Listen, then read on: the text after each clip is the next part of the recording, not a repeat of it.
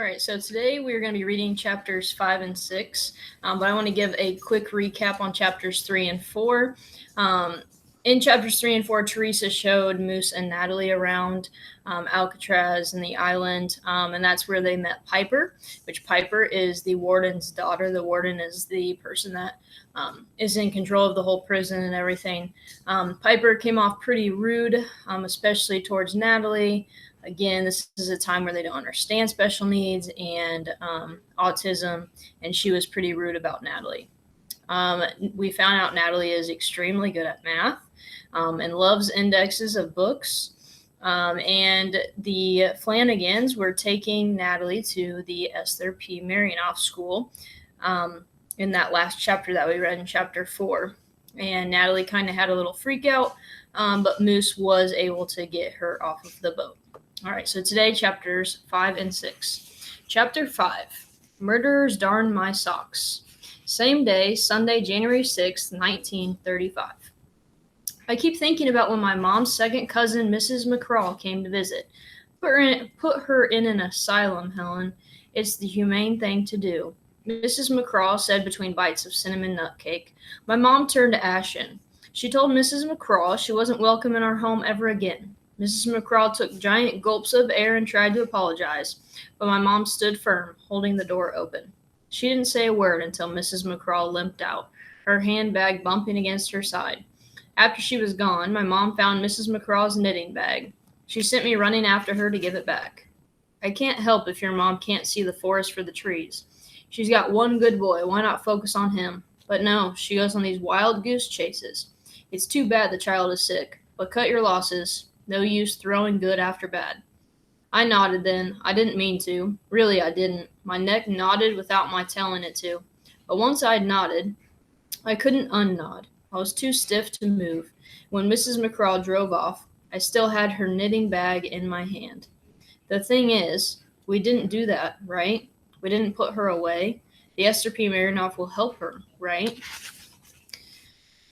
When we get back, I tromp up the stairs to our apartment, wondering if Teresa's family has a radio that works.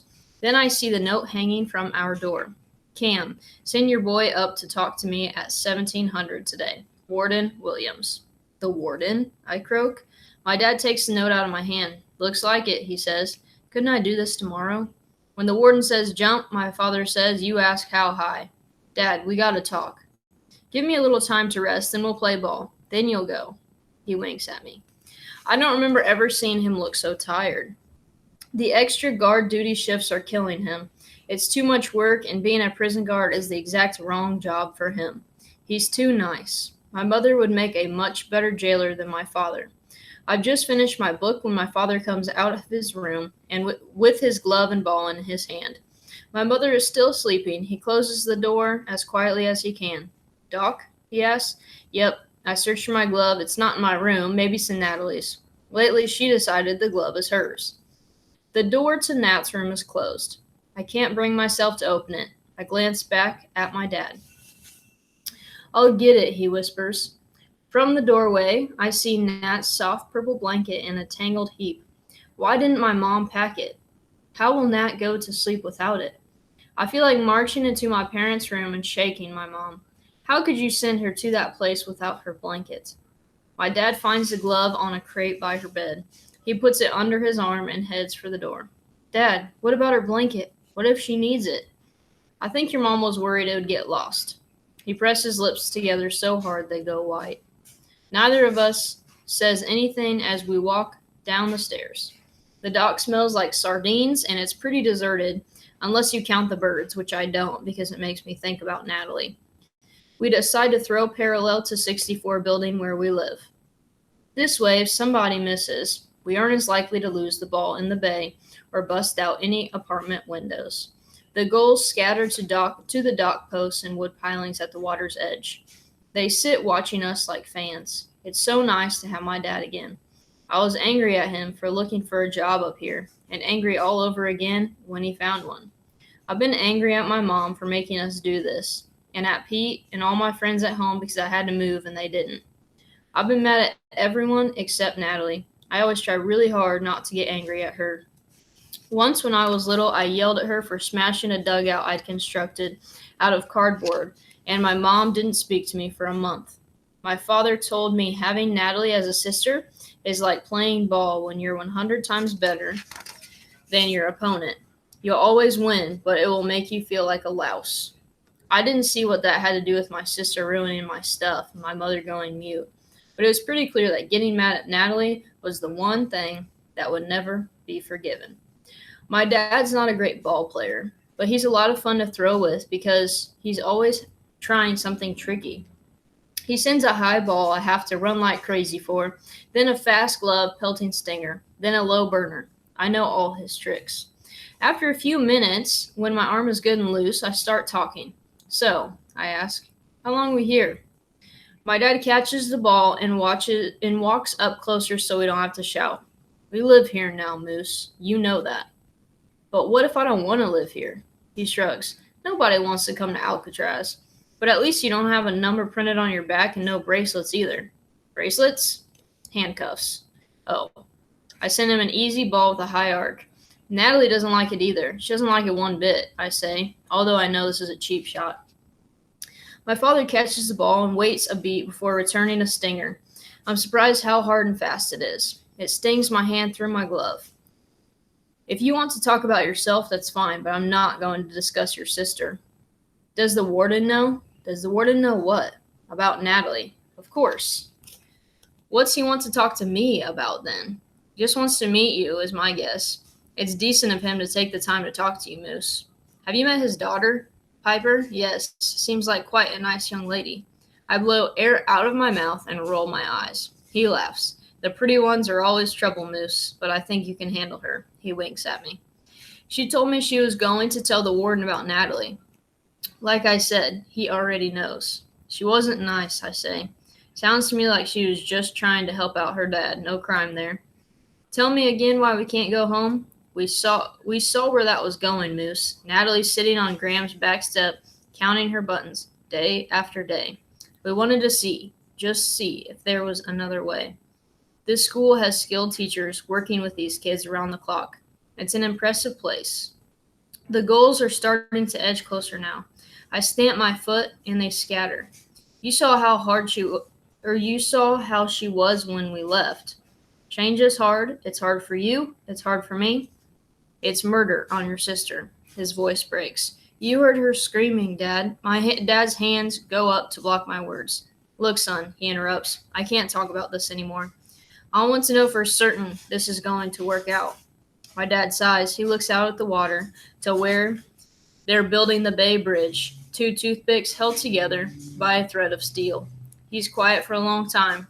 Nobody knows how things will turn out. That's why they go ahead and play the game, Moose. You give it your all and sometimes amazing things happen, but it's hardly ever what you expect.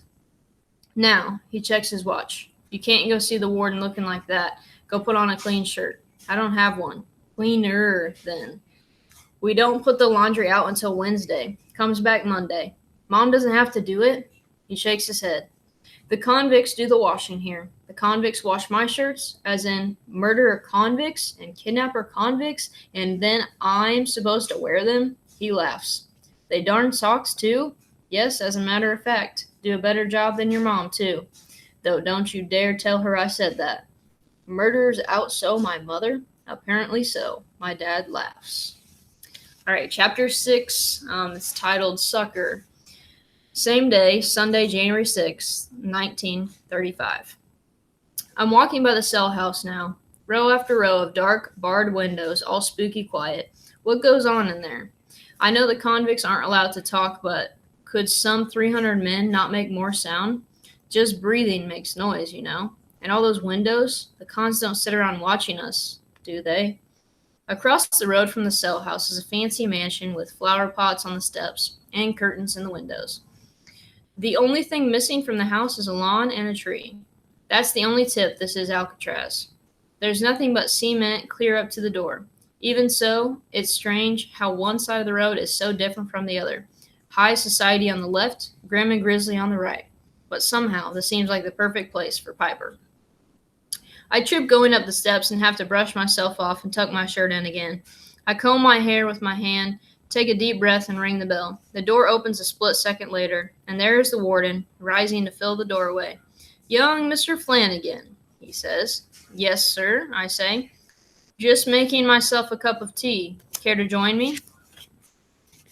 "No, sir. Yes, sir, I want to join you, but no, sir, I don't. I don't like tea." The warden nods. His eyes look me up and down. After a long minute, he gives up command of the entrance and motions me in. "My library is upstairs. The door is open. You go on ahead." I take an uncertain step forward and peek in at the living room. The couches and chairs look perfect, like nobody's ever sat in them. It smells like ammonia, and there's opera music playing somewhere. This is not the kind of house where you can burp freely and run around in your bare feet. The warden's library is a big, dark room with heavy red drapes, drawn clothes, and floor-to-ceiling books, the kind of official volumes with thick indexes Natalie likes. The warden comes in after me and closes the door. He sets his teacup on the desk, settles into a huge winged desk chair, and begins to work. "Sit down, Mr. Flanagan," he says without looking up from his ledger. He sounds annoyed, like I flunked his first test. I sit down, only my aim is a little off, and I clonk myself on the wooden arm of the chair. "Ouch. Ouch, sir," I say. His face gets red. His sharp eyes seem to poke into me. He leans back in his chair and opens his mouth to say something, but just as he does, someone knocks on the solid oak door. "Yes," the warden calls. The latch slides open, and there is Piper. Her hair is curled, her dress is starched, she's wearing white short socks and shiny white shoes. "Piper, did you want to sit in?" the warden asks, his big face shining. "Yes, sir," she smiles sweetly. "We'd be delighted, wouldn't we, Mr. Flanagan?" the warden asks. "Yes, sir." My throat closes around the words. The warden doesn't seem to notice, beaming as he is at her. "Piper, you feel free to chime in now." "Yes, sir," Piper smiles. She doesn't look at me. When convicts first arrive on Alcatraz, I speak with them personally. Let them know what I expect. I don't usually talk to new civilians, but Piper felt I should make an exception in your case, the warden says. "Oh, swell. I'm getting the convicted felon treatment." I try to look only at the warden, try not to notice Piper, but this seems impossible. "Yes, sir," I say. "I don't know what you did in Santa Monica, Mr. Flanagan, but children on Alcatraz follow the rules. Exactly, precisely, without exception. Isn't that right, Piper?" "Yes, sir," she says. "We're a small town here, a small town with a big jail. The track record of the convicts we have includes 79 successful escapes, 19 unsuccessful escapes, and 24 escapes that were planned but not carried out. That's before these men came to Alcatraz, of course. We've made certain there will be no escapes here, but I don't fool myself. These convicts are the very best at what they do. They have 24 hours a day, 7 days a week to figure out how to get out of here. These are men who have tried and convicted, or have been tried and convicted of the most heinous crimes imaginable. Terrible men with nothing but time on their hands." He waits for this information to sink in. All I can think about is how stupid this is. If the men are that dangerous, why have women and children living on the island? I know my father says that in the event of a break, the warden wants the guard corps within walking distance of the cell house, and I know that the Alcatraz apartments are cheap compared to the cost of apartments in San Francisco. Still, it seems like an incredibly stupid idea to me. "Yes, sir," I say. "I have a great deal of respect for your father, and since you're Cam's boy, I bet you have a lot to offer. I'm looking forward to getting to know you. But before that can happen, we have to make sure we understand each other." "Yes, sir," I say. "We have rules here, laws you must obey, or you could endanger yourself and everyone else on this island. Rule number 1, there's no contact with the convicts. You see them on work detail down at the dock. On occasion, they'll help a family move furniture or paint their quarters." He pulls out the curtains, and there is the cell house. The little hairs on my neck stand up at the sight of it so close. But, his voice goes low and hard, they are accompanied by a guard at all times. You may not under any circumstances approach them or speak to them. Women are not to wear bathing suits, shorts, or any attire that is anything but completely modest. Undergarments are not to be sent out with the laundry. He turns to Piper. "Cover your ears, young lady." He beckons me with his finger. I walk up close and he whispers, "Some of these convicts have not seen a woman in 10 or 15 years. You're old enough to understand what that means, Mr. Flanagan." Yes, sir, I say, almost running back to my chair. You can never trust a con. Nobody came here for singing too loud in church. Do you know what the word conniving means? Sneaky, tricky, I say. That's right, remember that, Mr. Flanagan. Conniving men with no sense of right and wrong. Oh, swell. Number 2, do not enter an area that is fenced off. Number 3, no visitors unless you've made your request in writing 1 week prior to the visiting day. Number 4, do not speak to any outsiders about what goes on here. Don't go shooting your mouth off about Al Capone. You say his name and hordes of reporters come crawling out of the woodwork ready to write stories full of foolish lies, dangerous lies. Know anything about Capone, Mr. Flanagan? He's a gangster from Chicago, killed a lot of people on Valentine's Day. Al Capone was, some people say, is the most powerful underworld figure in the country. Here on Alcatraz, he's a number like every other con. The point of this prison is to keep these showy criminals out of the limelight. If I find out you're running your mouth about Capone, I'll ship you back to where you came from so fast it'll make your head spin. Would you please? I want to say. But then I think about my dad and how hard he's working so we can stay here. The warden's eyes flicker. He seems to sense his words haven't had the desired effect. I know you're going to want to give that sister of yours a chance at school. Please, sir, don't bring her into this, I say, looking down at the carpet. I can feel the heat of his intense blue eyes watching me. Fair enough, he nods. Number 5, you must walk through the metal detector upon entering and leaving the island. No dogs, cats, or pets of any kind. No play guns, ropes, metal pipes, or anything that can be used as a weapon. No old hangers or nails or anything made of metal or glass goes out with your trash. These convicts can fashion weapons out of anything. Yes, sir, I say. The hairs on my arms are so keen I could pick up radio signals with them. Now, my daughter tells me she's introduced you to the children here. He nods to Piper. Your daughter hasn't done boo. Far as I can tell, she's a bald-faced liar, I want to yell. Is there anything I missed, sweetheart? The school projects? Oh, yes, Piper is a straight-A student, he says, pretending to whisper. Oh, Daddy, Piper blushes. Her mother and I are so proud, but sometimes keeping track of all the projects she has going is a challenge for her.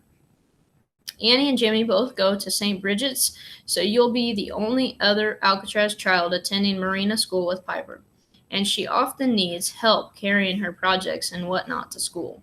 We were hoping, as a favor to us, you might be willing to help out. Emergency alert, emergency alert. Moose Flanagan played for a sucker right before his very eyes. Yes, sir, my voice squeaks high like a rodent's. I glance sideways at Piper. The warden's smile is kind. If you have any problems at all, my door is always open. Yes, sir. That's it. Welcome to Alcatraz. You can see yourself out. Yes, sir. Thank you, sir, I say.